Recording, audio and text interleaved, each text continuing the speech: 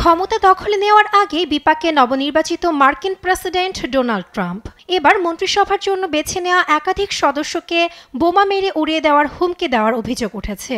এক বিবৃতিতে এ তথ্য নিশ্চিত করেছে ট্রাম্পের ট্রানজিশন দল। জাতিসংঘের মার্কিন রাষ্ট্রদূত হিসেবে মনোনীত এলিস স্টেফানি প্রথম পান হামলার হুমকি। সামাজিক যোগাযোগ মাধ্যম এক্সে নিজেই এ তথ্য জানান এলিস।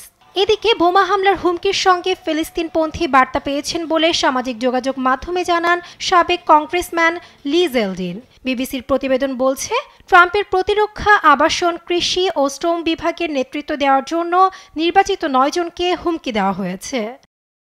স্থানীয় সময় বুধবার ট্রাম্পের মুখপাত্র ক্যারোলিন লেভিট জানান, ২৬ ও ২৭ নভেম্বর ক্যাবিনেট সদস্য ও প্রশাসনিক কর্মকর্তাদের মধ্যে বেশ কয়েকজনকে বোমা হামলার হুমকি দেওয়া হয়। পাশাপাশি সোয়াটিংয়েরও হুমকি দেওয়া হয় কাউকে কাউকে। পুলিশকে কারো সম্পর্কে বিভ্রান্তিমূলক তথ্য দিয়ে হয়রানি করাকে বলা হয় সোয়াটিং। তবে অভিযোগ জানানোর পর দ্রুত পদক্ষেপ নেওয়ায় আইনশৃঙ্খলা বাহিনীর প্রশংসা করেছেন ট্রাম্পের মুখপাত্র। এদিকে মার্কিন গোয়েন্দা সংস্থা এফবিআই জানায়, বোমা হামলা সহ বেশ কয়েকটির হুমকির বিষয়ে তারা অবগত।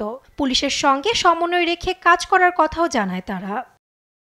নিউজ ডেস্ক, দেশ টিভি।